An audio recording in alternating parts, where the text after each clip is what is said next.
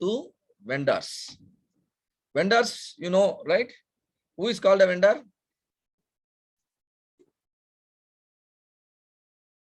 Do you work with vendors?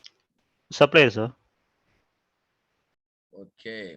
I think vendor means, you know, he is like a contractor, right? And then somebody who gives you the raw material and some things. Material supplier. Yeah, material supplier. Okay, anyway, that's in English we will not get into. So vendor is a company who will do certain portion of your work on your behalf. Right now you have two vendors, vendor A and vendor B. And now you wanted to understand which vendor is performing better. Now there has to be a criteria. For example, we are conducting an exam. Based on the test score, you are awarded the certificate, right? So test score is the criteria. And then whoever is scoring a high mark, we'll say he is the best green belt in this batch, something like that. Similarly, there are two vendors. In order to classify which vendor is better, you use a metric called transaction time. You know what is transaction time? Every time a work is assigned, how much time vendor A takes and how much time vendor B takes. That is called what? Transaction So time. movement time. Very good, correct. Order to delivery, right? And now tell me, transaction time, is it a continuous data or discrete data? Continuous. Continuous, sir. So you have two samples now. One sample is for vendor A, one sample is for vendor B. You are studying sample A with the sample B. And sample A transaction time is available, sample B transaction time also available. Let us say 10 samples each available. Now, how will you compare A and B? You By time, calculate sir. average of the 10 for A and you compare against average of the B. the 10 samples from B. If average of vendor A is lower, then you understand that vendor A is faster than vendor B, isn't it? So you prefer to do more transaction with vendor A because the average transaction time with vendor A is very less compared to B. Am I right or not? This study is called two sample t-test. Clear? This study is called two sample t-test. So when will you do two sample t-test? When your data is continuous or discrete? Continuous. Continuous. Continuous. When you are studying two samples, it is called a two sample t-test.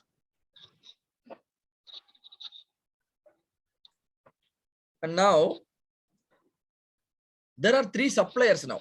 Let us say three suppliers.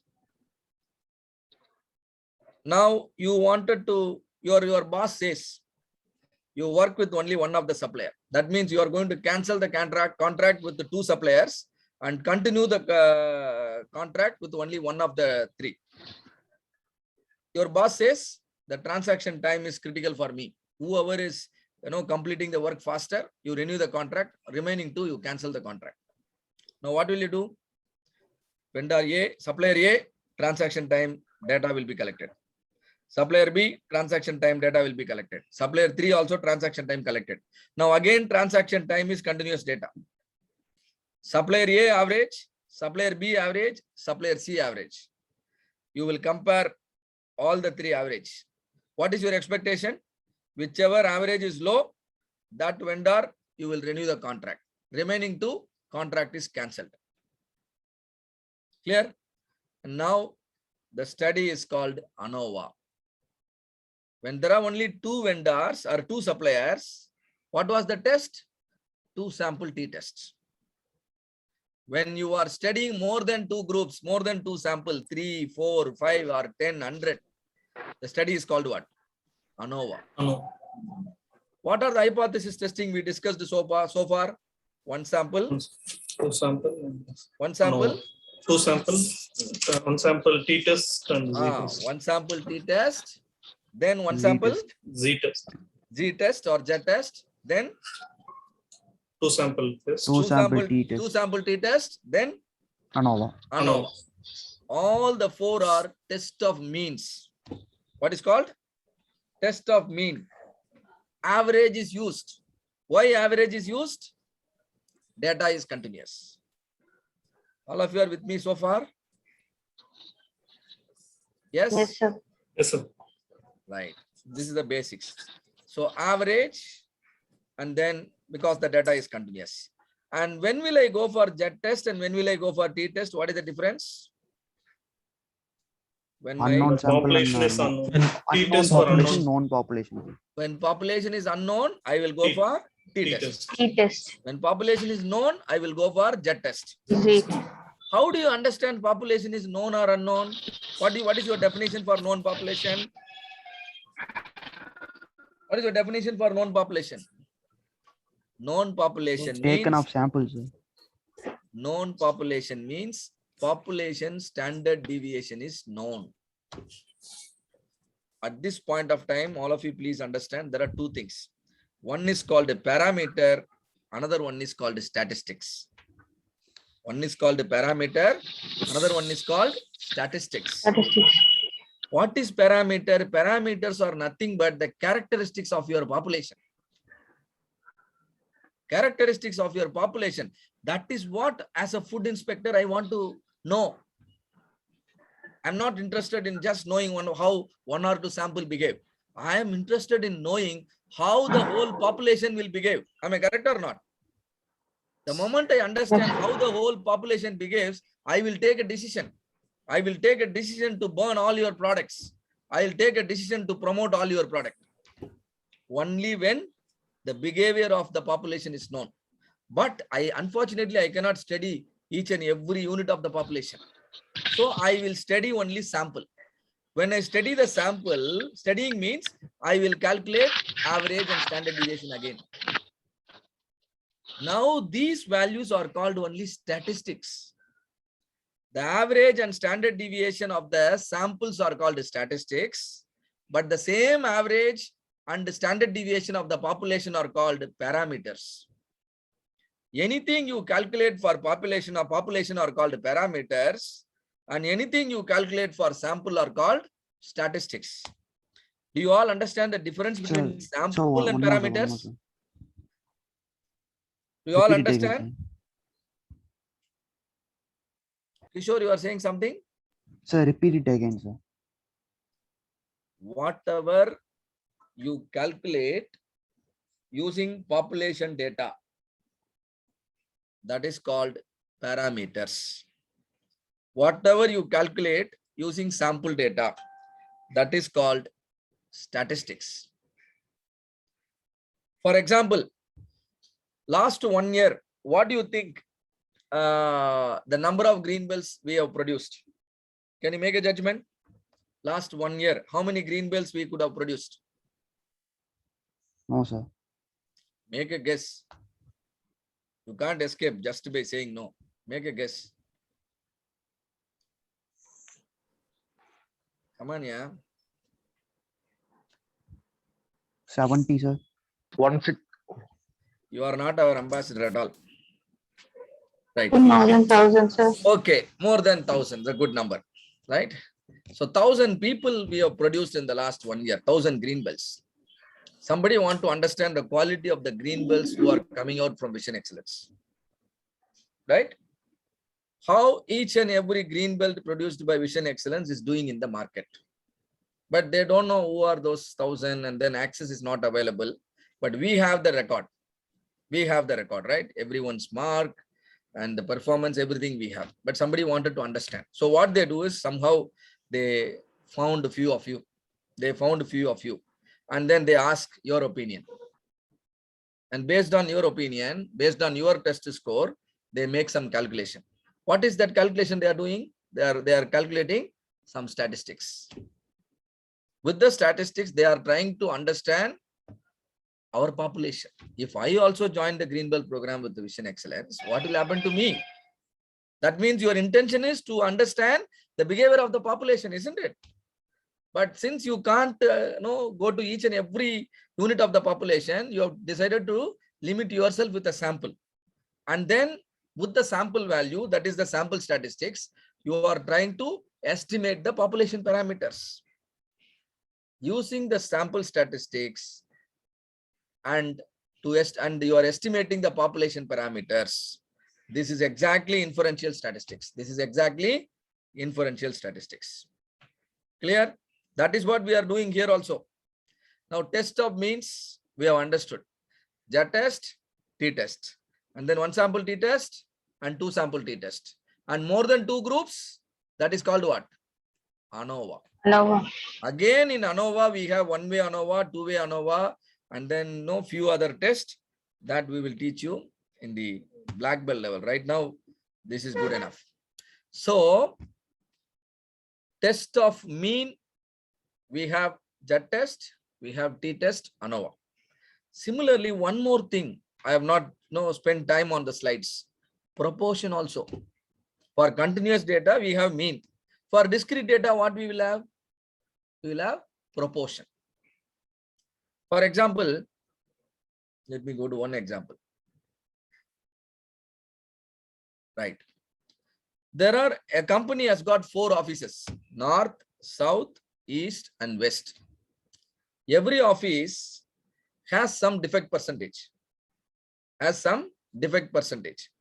So defect percentage is a continuous data or discrete data. 40% defect means what?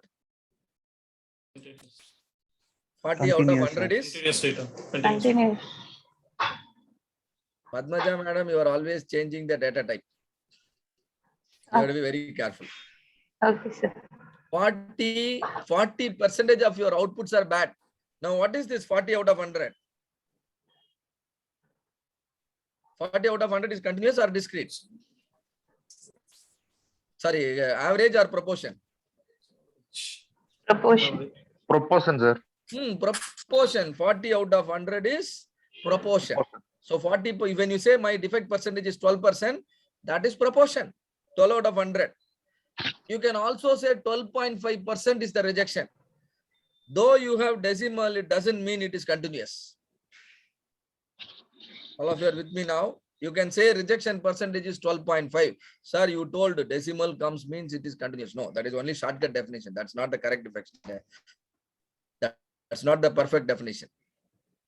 Only to help you quickly understand, I told decimals means continuous. Without decimal means discrete. But discrete data also sometimes may have your decimals. For example, this rejections. Now there are 4 offices: north, south, east, and west. The proportion of defectives are used to study or used to compare the 4 offices. Proportion of defectives maintained at north, south, east, and west. Now, when I say the proportion of defectives are same at all the 4 offices, that is my null statement. See here, I have equal to symbol. I have equal to symbol. But when I put not equal to symbol, that is called alternate hypothesis. Now my data type is what type? I am using proportion comes from discrete data. Discrete data. This is called discrete data. Very good. This is called chi-square test. Whenever you compare proportion for more than 2 groups, that is called chi-square test. Imagine I don't have 4 offices. I have only 2 offices, north and south. North and south are male and female. One second.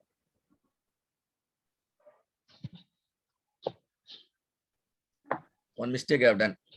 This is not 2 sample T. This is called 2 proportion test. What is this called? 2 proportion. Typo error. Don't read it as 2 sample T test, because what is that I am comparing? Proportion of male, proportion of female. Tell me who will buy more for Diwali, male or female? Who will make more purchase? Female. Female. So this is a doubt. I don't know whether it is the situation is same for all the families in India or it is different. I have a doubt. So I do a survey and I make a judgment. And now finally I understand that female make more purchase. Even without reasons also they purchase. Particularly for Diwali, they purchase more. So this is my final finding. Now what is this test called? This is called a 2 proportion test. Why do I call it two proportion? There are only two groups I'm comparing. One is male, other one is female. One is north office, another one is south office. One is supplier A, another one is supplier B. One is machine 1, another one is machine 2. But my decision for decision making, I use proportion. I calculate proportion using a discrete data. Now, do you understand what is two proportion test? Yes or no? Yes, sir. Similarly, I can use a sample to understand a population. For example, every time I run a digital campaign, every time we run a digital campaign to attract people to our green belt and black belt program, we get a response rate of 6.5%. What do I mean by response rate of 6.5%? When 100 people apply to our program, 6.5 people join our program. Clear? When 100 people apply to our program, how many people join? 6.5. Okay. So that means the proportion of people who are joining our program is 6.5%. 6.5%. And now a new campaign has been designed. Recently, in order to increase the response, a new campaign is designed. Probably some videos, some feedbacks, testimonials, many things we have added to make more conversion. So 6.5 is increased to 8.5. Now the old campaign is something and new campaign is new thing. Right? New campaign is now designed. What is the so far history? So far history is 6.5%. Last 5 years, the response is only 6.5%. But suddenly last month, one campaign gave us a conversion of 8.5. Now, a particular sample campaign is compared against your standard value. A sample is compared against standard. So that is called one proportion test. That is called one proportion test. Do you now understand? We have two categories. One is average or test of mean. Another one is test of proportion. In test of mean, how many tests we have? One sample jet, one sample T, two sample T, ANOVA. On the other side, test of proportion, we have one proportion, two proportion, chi-square.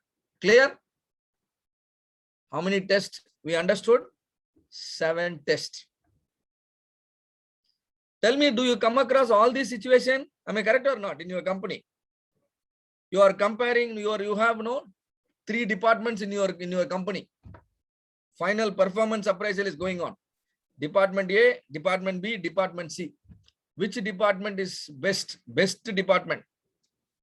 5S, maybe certain criteria based on 5S score. 5S score is a continuous data or discrete data.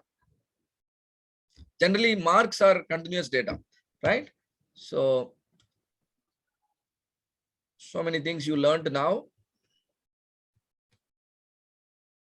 Now, please note, you have studied a sample to judge on the population.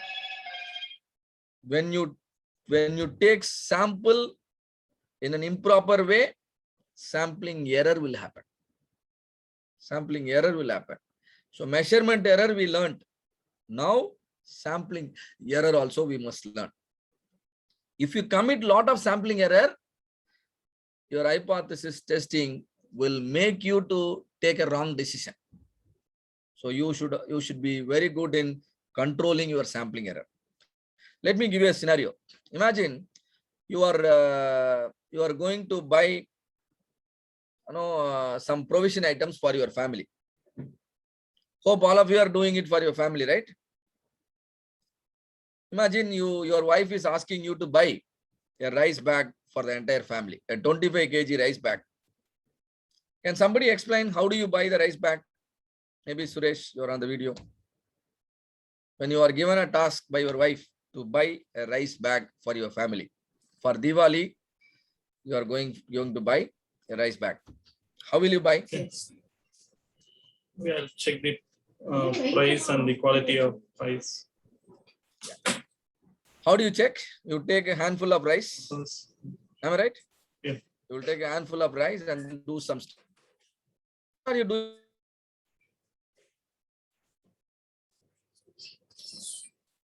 Voice is not audible. Not able to hear. You take a small portion of the rice, study it, but your intention is you. Oh, my connection is. Am I audible? Yes, sir. It's breaking, but it's okay now. Oh, it is okay, right? Okay. So you take a small sample of rice, study it, and then your intention is you wanted to judge on all the rice grains inside the packet. You very well know you can't count each and every rice grain and then study. So you have taken a sample. And so the sample is good. Purchase it.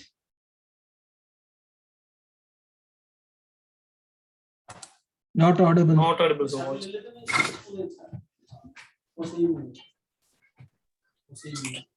Again, let me check. Sir, now audible. Oh, audible now. Anyway, let me check whether I am connected to the proper. So you are happy with your study. You purchase the rice bag and you hand over the rice bag to your wife. So Suresh believed his study and bought it and hand over. Now what happened? Wife started cooking. And after that, every day become horrible for Suresh. You know why? Because his decision went wrong. The quality of the rice after cooking is found to be very bad. He is getting scolded every single day for purchasing the rice. Do you had such experience, Suresh? Yes, sir. So this is called sampling error. This is called sampling error. You did some study, you found something, you have taken the decision based on your finding, but your finding is not the reality. This is called sampling error. And now the rice quality was bad, but you judged it as good. This is called type 2 error. This is called type 2 error because who is now suffering? The manufacturer or the consumer? The manufacturer. Consumer. Consumer, sir. So what incurred in our discussion is type 2 error. Type 2 error is consumer's risk. This is otherwise called beta error. Similarly, one more thing can happen. What is one more thing? Suresh can be very strict and can reject even a good quality rice bag because he know his wife will scold. He become too strict. And so he has gone to the extent of even rejecting some of the good lots. When you reject the good product because of your inspection procedure, now manufacturer is getting affected. The rice is good, but you are not accepting it. Isn't it? Because your sample has revealed some problem, but actually the entire rice bag is good. The only stone that contained in the entire bag is in your sample. This is also possible, right? And that is called type 1 error. Do you understand the difference between type 1 and type 2 error? Type 1 error is called manufacturer's risk. It is given the symbol called alpha. This alpha is what given as the title to one of the team alpha. So you know what is alpha now? Alpha is type 1 error. Alpha is manufacturer's risk in sampling. Always certain amount of error will happen in any sampling study. You cannot say, I have done a sampling and I am 100% perfect. This is not mathematics, this is statistics. Statistics will always have some plus or minus, always have some risk, right? So any study you do, certain amount of risk is associated. The permissible risk is called, it should be fixed always. The permissible risk should be fixed before conducting any study. Generally, any study conducted, people want 95% confidence level. When they want 95% confidence level, it simply means the permissible risk is 5%. Permissible risk is 5%. Permissible type 1 error is 5%. Permissible alpha is type 5%. Alpha, the permissible alpha is also known as level of significance. What is called? Level of significance. That means the maximum type 1 error you allowed is 5%.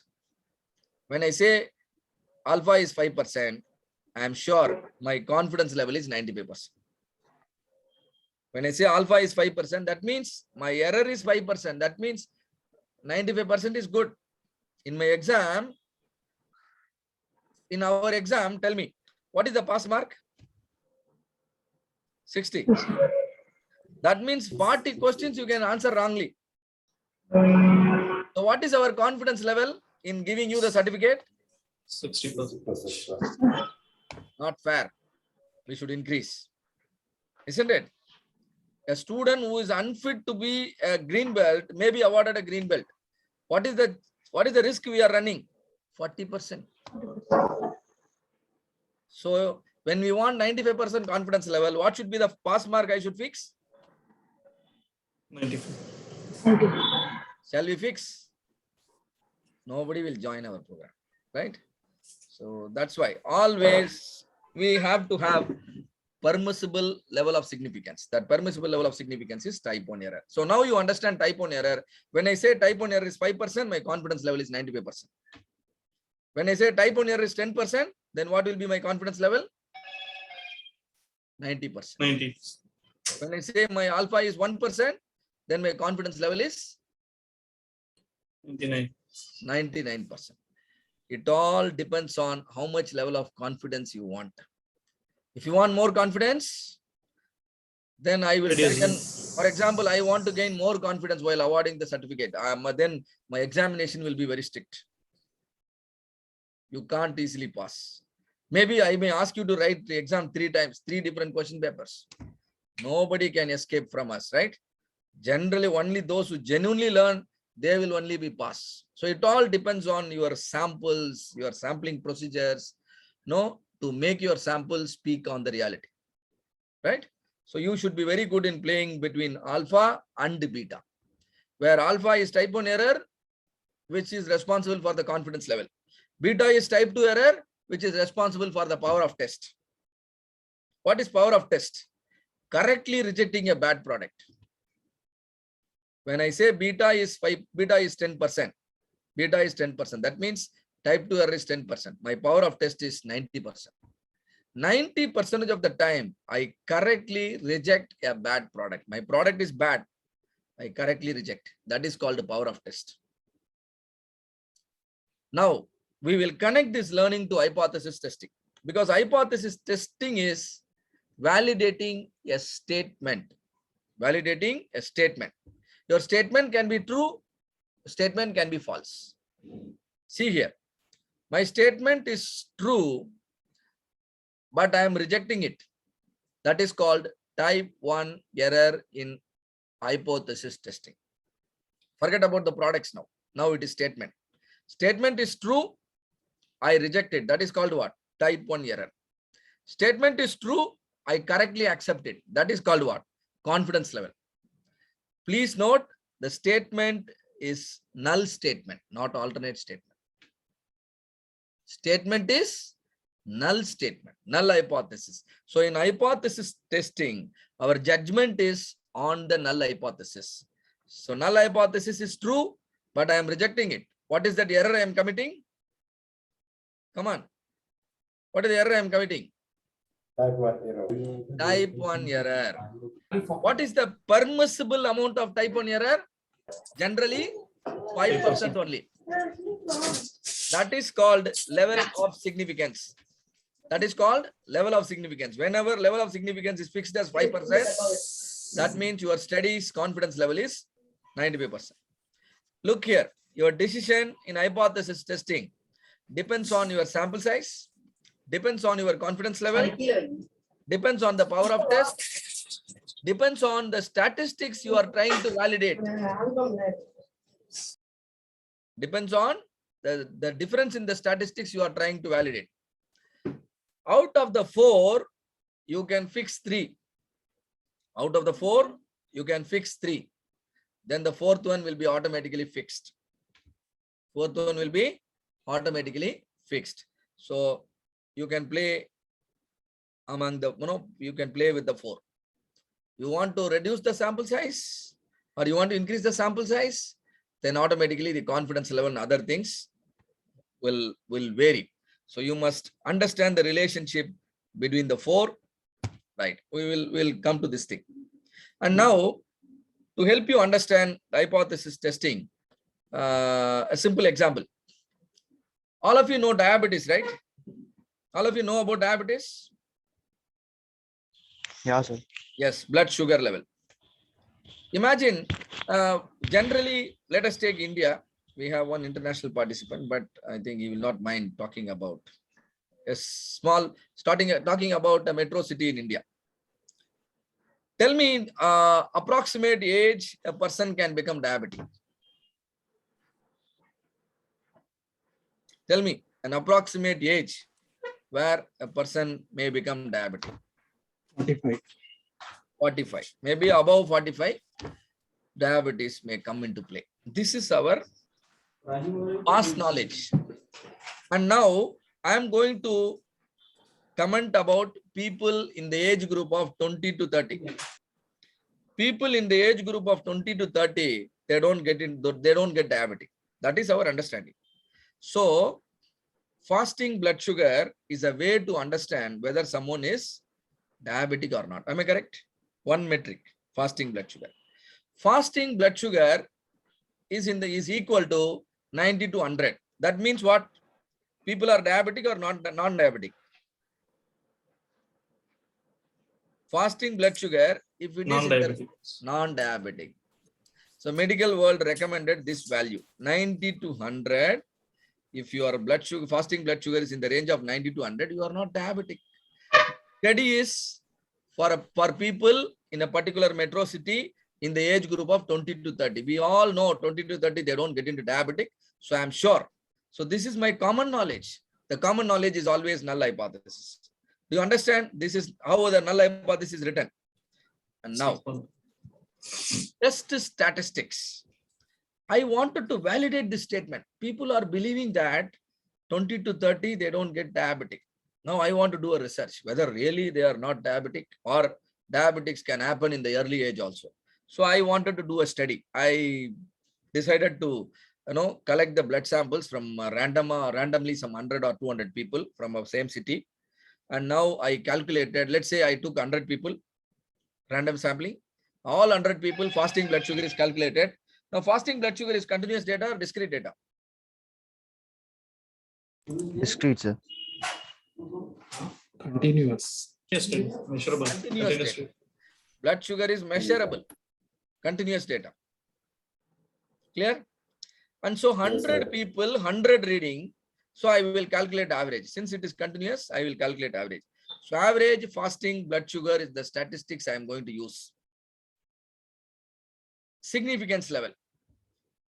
Every research, any study should have the confidence level, should have the significance level. Now, what is the significance level fixed? 5%. That means the type 1 error permissible is 5%. That again means confidence level is 95%. Now, rejection criteria.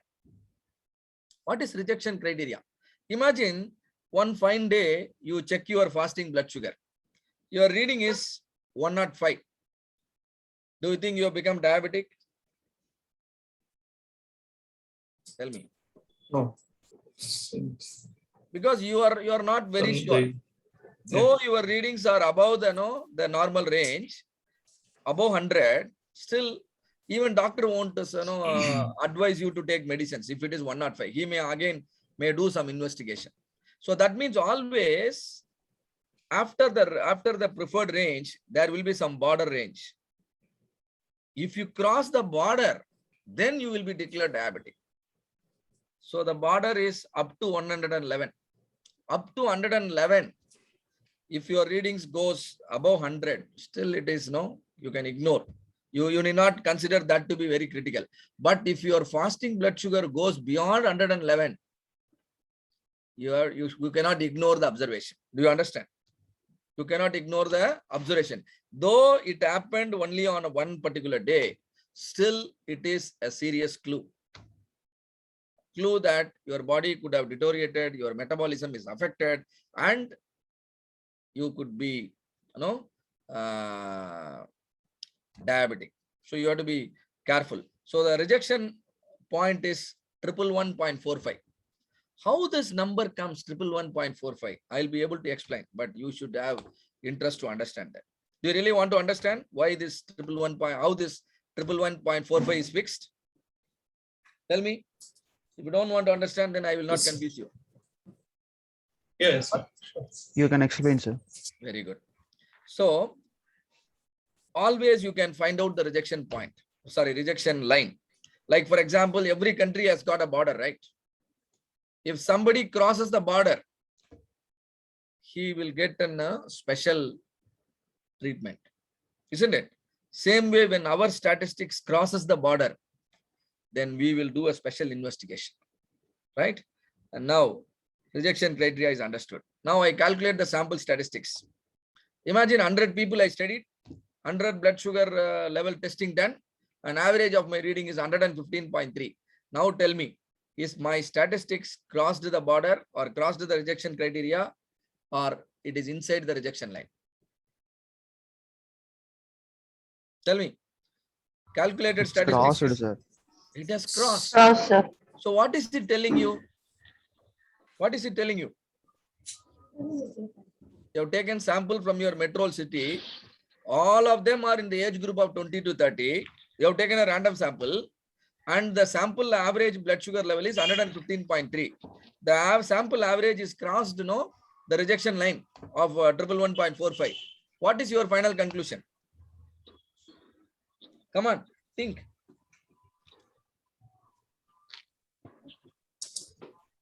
Yes, you try. I will help you. Don't worry. Possibility of,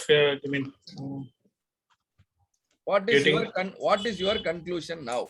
By looking at the survey results, you at the are age of 20 to 30, They're people may diabetic. get diabetic.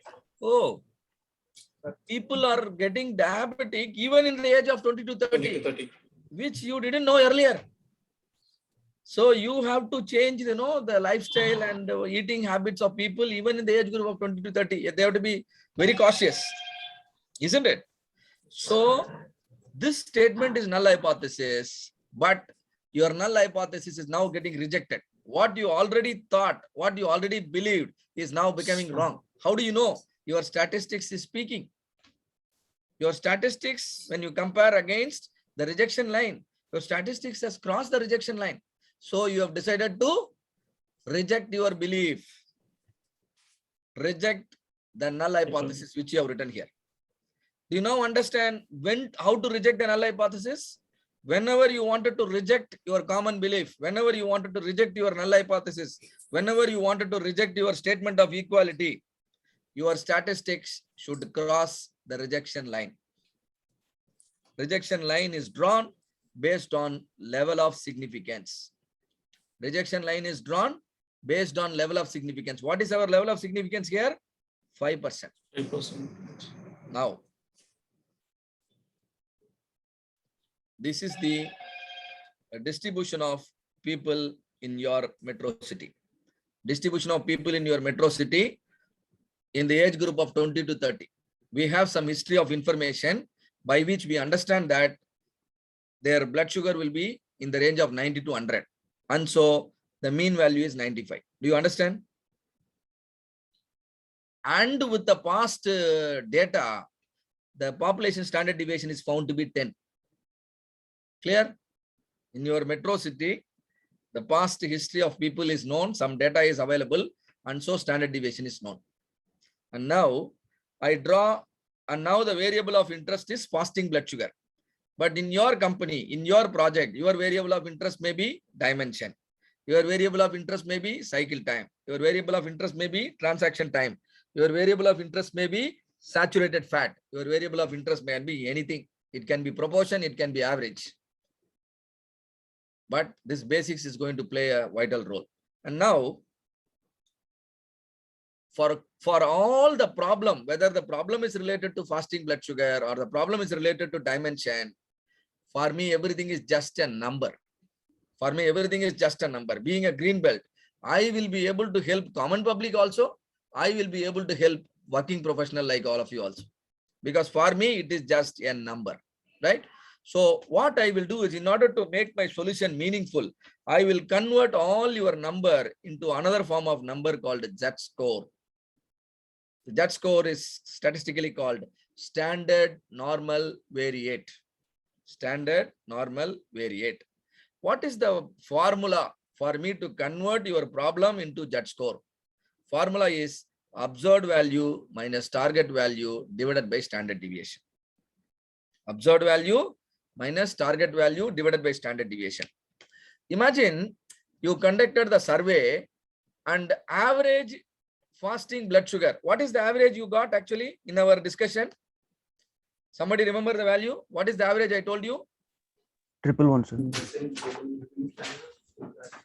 Average is not 111. Rejection line 115. is 115. Imagine the survey average is 95. Survey average is 95. Population average also 95. Now tell me, what is your Z-score? Observed value is 95. Target is also 95. Observed minus target, 95 minus 95, 0. When your Z-score is 0, you can understand your null statement is still valid. Your null statement is perfectly valid. Am I correct? Your null statement is reflecting in your Z-score. But the people average blood sugar 95. From 95, it increases to 100.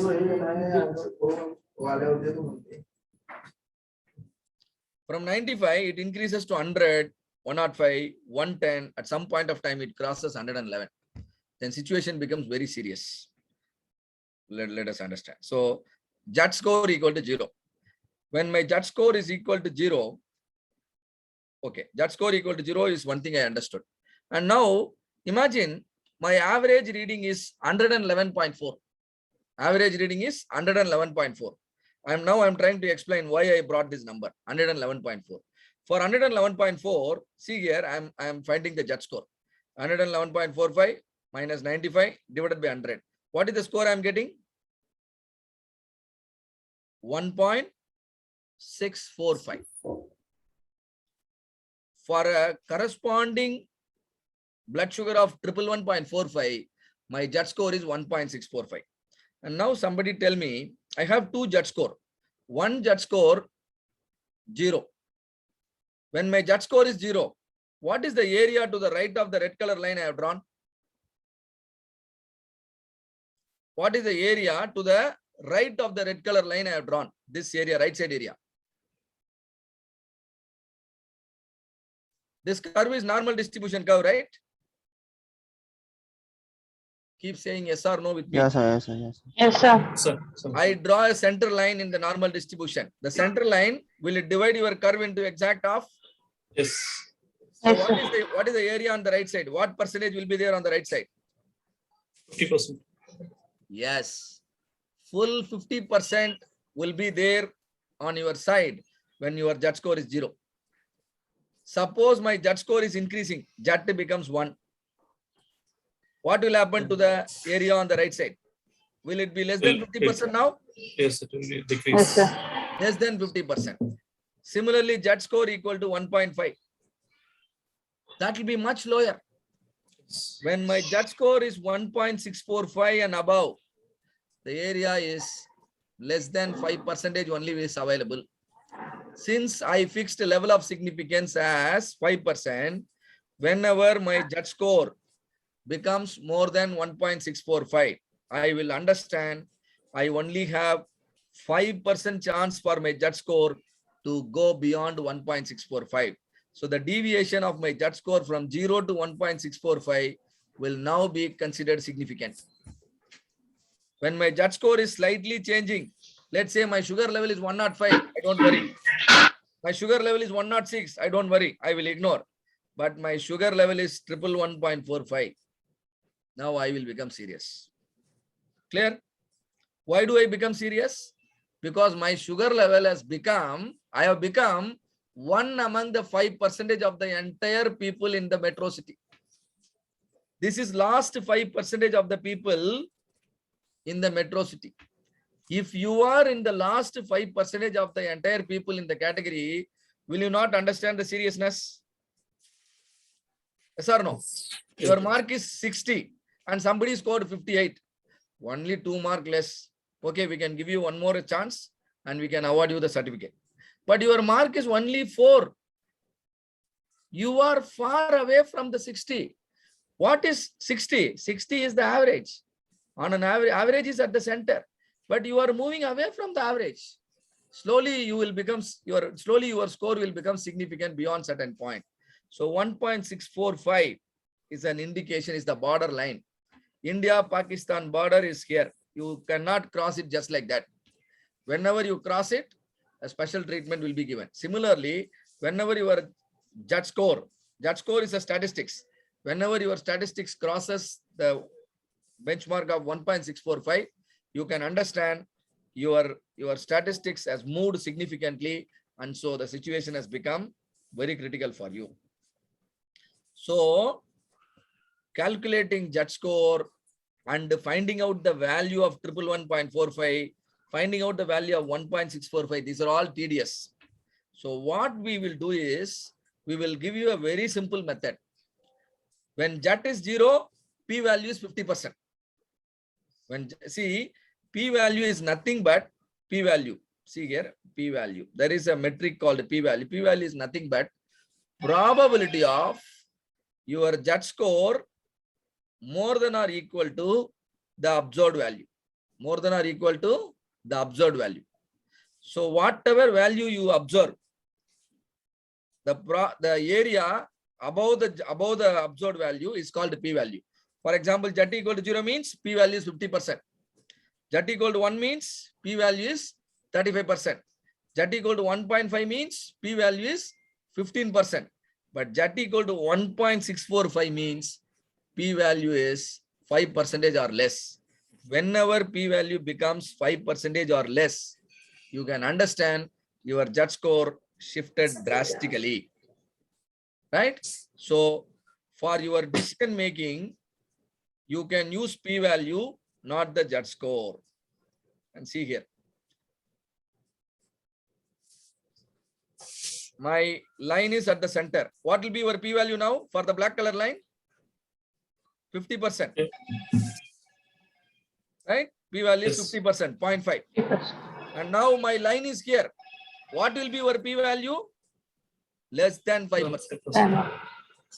Whenever your P value goes below 5%, you can understand you have crossed the rejection line.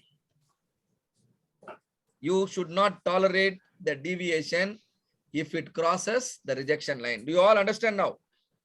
P value is a single number or single metric that will tell you whether the deviation is significant or not. If the deviation is significant, I will reject the null. Whatever I believed so far, I will reject, and then I will start believing the alternate hypothesis. See here, my P value earlier was now red color, and now my P value is yellow color triangle. The yellow color triangle definitely less than 5%.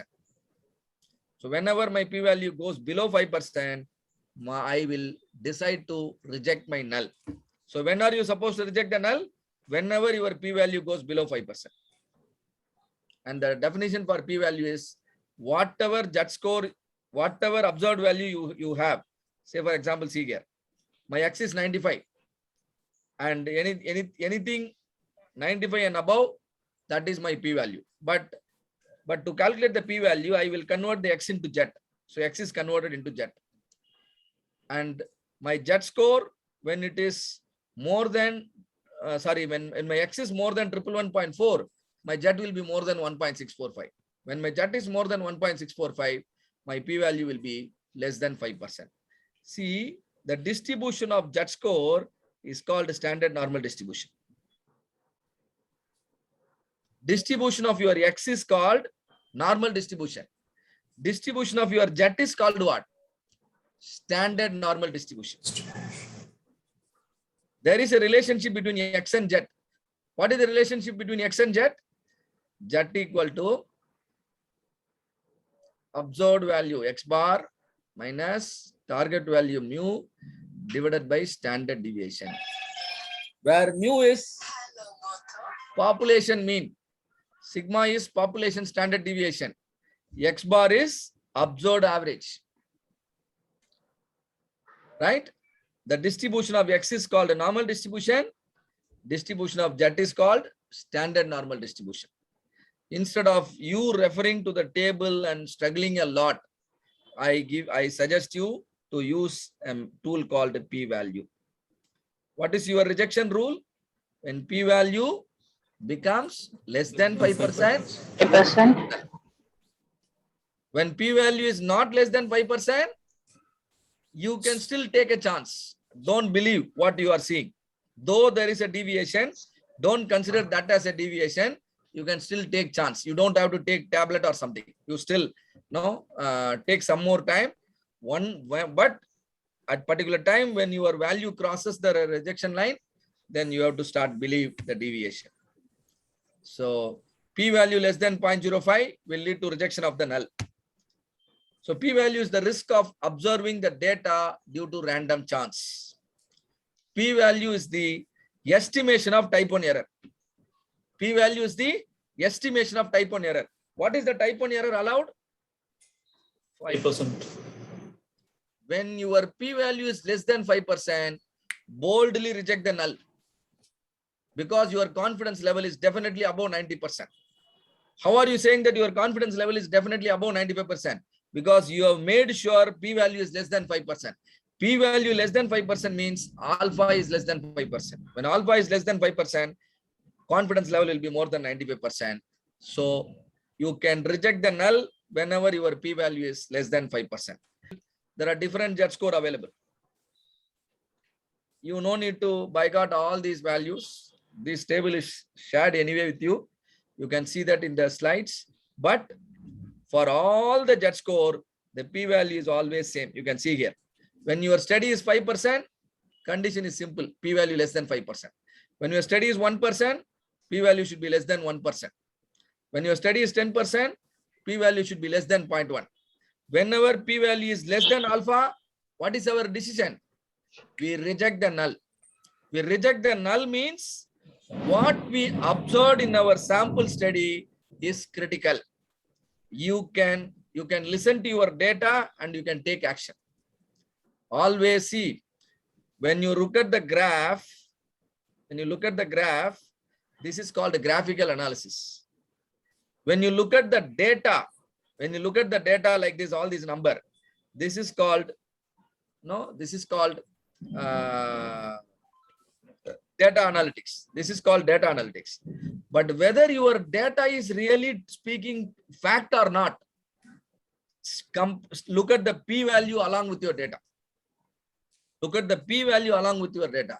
P-value along with your data is called business analytics. Clear?